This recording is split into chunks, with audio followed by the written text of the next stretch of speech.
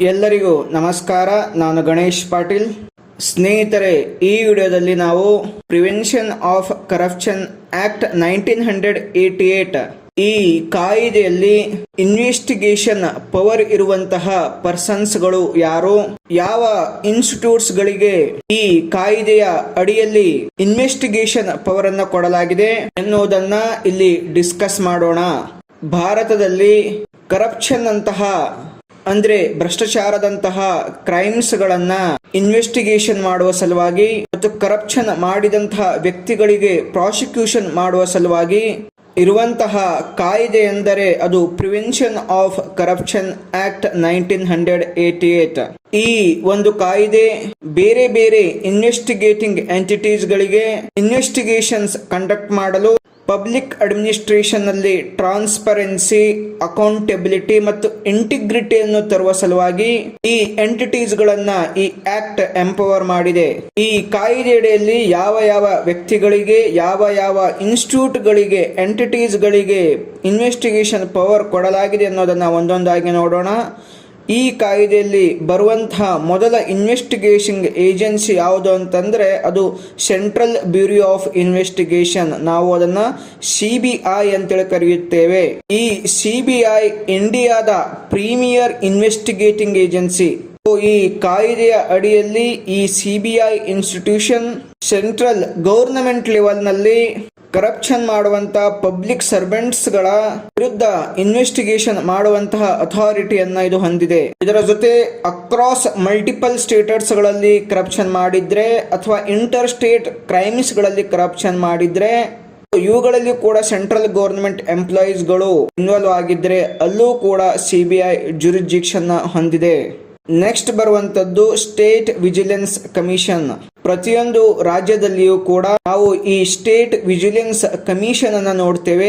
ಸಂಬಂಧಪಟ್ಟಂತಹ state government ಗಳಲ್ಲಿ public officials ಗಳು ಏನಾದರೂ ಕರಪ್ಷನ್ ಮಾಡಿದ್ರೆ ಅಥವಾ ಅವರ ಮೇಲೆ ಕರಪ್ಷನ್ ಮಾಡಿದಂತಹ ಅಲಿಗೇಷನ್ಸ್ ಗಳಿದ್ರೆ ಅದನ್ನ ಇನ್ವೆಸ್ಟಿಗೇಷನ್ ಮಾಡುವಂತಹ ಅಥಾರಿಟಿ ಈ ಸ್ಟೇಟ್ ವಿಜಿಲೆನ್ಸ್ ಕಮಿಷನ್ ಹೊಂದಿದೆ.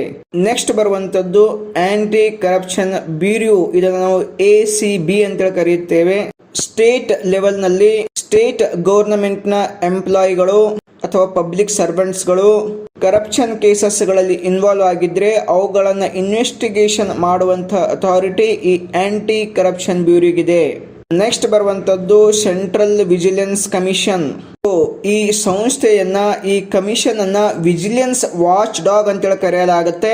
ಸೆಂಟ್ರಲ್ ಗವರ್ನಮೆಂಟ್ ಆರ್ಗನೈಸೇಷನ್ಸ್ ಗಳಲ್ಲಿ ಆಗುವಂತಹ ಕರಪ್ಷನ್ ನ ಇನ್ವೆಸ್ಟಿಗೇಷನ್ ಮಾಡುವಂತಹ ಅಥಾರಿಟಿ ಹೊಂದಿದೆ. ಒಂದು ಸಂಸ್ಥೆ ಸೀನಿಯರ್ ಲೆವೆಲ್ ಆಫಿಷಿಯಲ್ಸ್ ಏನಿರ್ತಾರೆ ಅವರ ವಿರುದ್ಧ ಇರುವಂತಹ ಕರಪ್ಷನ್ ಕೇಸಸ್ ಗಳಲ್ಲಿ ಇನ್ವೆಸ್ಟಿಗೇಷನ್ ಮಾಡುತ್ತೆ. ಈ ಸಂಸ್ಥೆ CBIಗೆ ಅಥವಾ ಅದರ್ ಏಜೆನ್ಸಿಗಳಿಗೆ ಒಂದು ಕಂಪ್ಲೇಂಟ್ಸ್ ಗಳ ವಿರುದ್ಧ ಇನ್ವೆಸ್ಟಿಗೇಷನ್ ಮಾಡಲು ರೆಕಮೆಂಡ್ ಮಾಡುತ್ತೆ. ಅಂದ್ರೆ ಈ ಸಂಸ್ಥೆ ಡೈರೆಕ್ಟ್ ಆಗಿ ವರ್ಕ್ ಮಾಡೋದಿಲ್ಲ, CBI ಮತ್ತು ಅದರ್ ಏಜೆನ್ಸಿಗಳ ಮುಖಾಂತರ ಕೆಲಸ ಮಾಡುತ್ತೆ. ನೆಕ್ಸ್ಟ್ ಬರುವಂತದ್ದು ಸ್ಟೇಟ್ ಲೋಕಾಯುಕ್ತ ಅಥವಾ ಬರೀ ಲೋಕಾಯುಕ್ತ ಅಂತೇಳಿ ಕೂಡ ನಾವು ಕರೆಯಬಹುದು. ಒಂದು ಇನ್ಸ್ಟಿಟ್ಯೂಷನ್ ಸ್ಟೇಟ್ ಲೆವೆಲ್ ನಲ್ಲಿ ಪಬ್ಲಿಕ್ ಆಫಿಷಿಯಲ್ಸ್ ಗಳು, ಲೆಜಿಸ್ಲೇಟರ್ಸ್ ಅಂದ್ರೆ ಶಾಸಕರು ಅಥವಾ ಮಿನಿಸ್ಟರ್ಸ್, ಸಚಿವರು ಇವರ ವಿರುದ್ಧ ಏನಾದರೂ ಕರಪ್ಷನ್ ಕೇಸಸ್ ಗಳಿದ್ರೆ, ಅಲಿಗೇಷನ್ಸ್ ಗಳಿದ್ರೆ ಅದನ್ನ ಇನ್ವೆಸ್ಟಿಗೇಷನ್ ಮಾಡುವಂತಹ ಅಥಾರಿಟಿ ಈ ಸಂಸ್ಥೆ ಹೊಂದಿದೆ. ನೆಕ್ಸ್ಟ್ ಬರುವಂತದ್ದು special judges and the courts. ಈ ಕಾಯ್ದೆ ಅಡಿಯಲ್ಲಿ ಈ ಕರಪ್ಷನ್ ಕೇಸಸ್ ಗಳನ್ನ ಹಿಯರಿಂಗ್ ಮಾಡಲು, ಅಡ್ಜುಡಿಕೇಷನ್ ಮಾಡುವ ಸಲುವಾಗಿ ಸ್ಪೆಷಲ್ ಜಡ್ಜಸ್ ಮತ್ತು ಕೋರ್ಟ್ಸ್ ಗಳನ್ನ ಡಿಸೈನ್ ಮಾಡಲಾಗಿದೆ. ಅವರು ಈ ಕೇಸಸ್ ಗಳ ವಿರುದ್ಧ ಟ್ರಯಲ್ ನಡೆಸುವಂತಹ, ಪೆನಾಲ್ಟೀಸ್ ಇಂಪೋಸ್ ಮಾಡುವಂತಹ, ಜಸ್ಟಿಸ್ ಅನ್ನ ಎನ್ಶೂರ್ ಮಾಡುವಂತಹ ಒಂದು ಅಥಾರಿಟಿಯನ್ನ ಈ ಕೋರ್ಟ್ಸ್ ಗಳು, ಜಡ್ಜಸ್ ಗಳು ಹೊಂದಿದ್ದಾರೆ. ನೆಕ್ಸ್ಟ್ ಬರುವಂತದ್ದು whistleblowers and civil society organisations. ಈ ಇನ್ಸ್ಟಿಟ್ಯೂಷನ್ಸ್ ಗಳು ಇವು ನಾನ್ ಅಫಿಷಿಯಲ್ ಇನ್ವೆಸ್ಟಿಗೇಟಿಂಗ್ ಬಾಡೀಸ್. ಅಂತಂದ್ರೆ ಇವರು ಇನ್ವೆಸ್ಟಿಗೇಷನ್ ಮಾಡ್ತಾರೆ, ಇವರು ಗೌರ್ಮೆಂಟ್ ಲೆವೆಲ್ ನಲ್ಲಿ ಮಾಡೋದಿಲ್ಲ, ನಾನ್ ಗವರ್ನಮೆಂಟ್ ಲೆವೆಲ್ ನಲ್ಲಿ ಮಾಡ್ತಾರೆ. ಇವರ ಮುಖ್ಯ ಕೆಲಸ ಏನು ಅಂತಂದ್ರೆ ಕರಪ್ಷನ್ ಅನ್ನ ಎಕ್ಸ್ಪೋಸ್ ಮಾಡೋದು. ಯಾವ ಒಂದು ಇನ್ವೆಸ್ಟಿಗೇಷನ್ ಏಜೆನ್ಸಿಗಳಿವೆ ಅವುಗಳಿಗೆ ಒಂದು ವ್ಯಾಲ್ಯೂಯೇಬಲ್ ಇನ್ಫಾರ್ಮೇಶನ್ ಅನ್ನ, ಎವಿಡೆನ್ಸ್ ಅನ್ನ ದೊರಕಿಸಿಕೊಡುವಂತಹ ಕೆಲಸ ಈ whistleblowers and civil society organisation ನ ಮೆಂಬರ್ಸ್ ಗಳು ಮಾಡ್ತಾರೆ. ನೆಕ್ಸ್ಟ್ ಬರುವಂತಹ ಸಂಸ್ಥೆ income tax department and ED.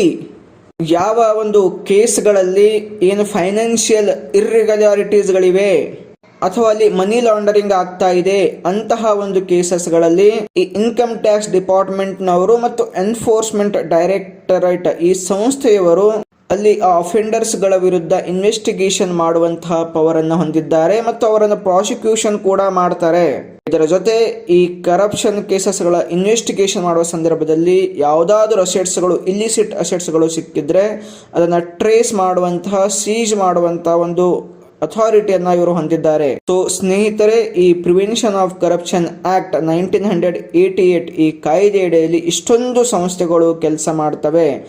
ಈ ಕರಪ್ಷನ್ ಎನ್ನುವಂತಹ ಒಂದು ದೊಡ್ಡ ಕ್ರೈಮ್ ಅನ್ನ ತಡೆಯುವಲ್ಲಿ, ಪ್ರಿವೆಂಟ್ ಮಾಡುವಲ್ಲಿ, ಪ್ರೊಹಿಬಿಟ್ ಮಾಡುವಲ್ಲಿ ಕೆಲಸಗಳನ್ನು ಮಾಡ್ತವೆ. ಸ್ನೇಹಿತರೆ, ನೆಕ್ಸ್ಟ್ ವಿಡಿಯೋದಲ್ಲಿ ಇನ್ನೊಂದು ಟಾಪಿಕ್ ಬಗ್ಗೆ ಡಿಸ್ಕಸ್ ಮಾಡೋಣ. ಎಲ್ಲರಿಗೂ ನಮಸ್ಕಾರ.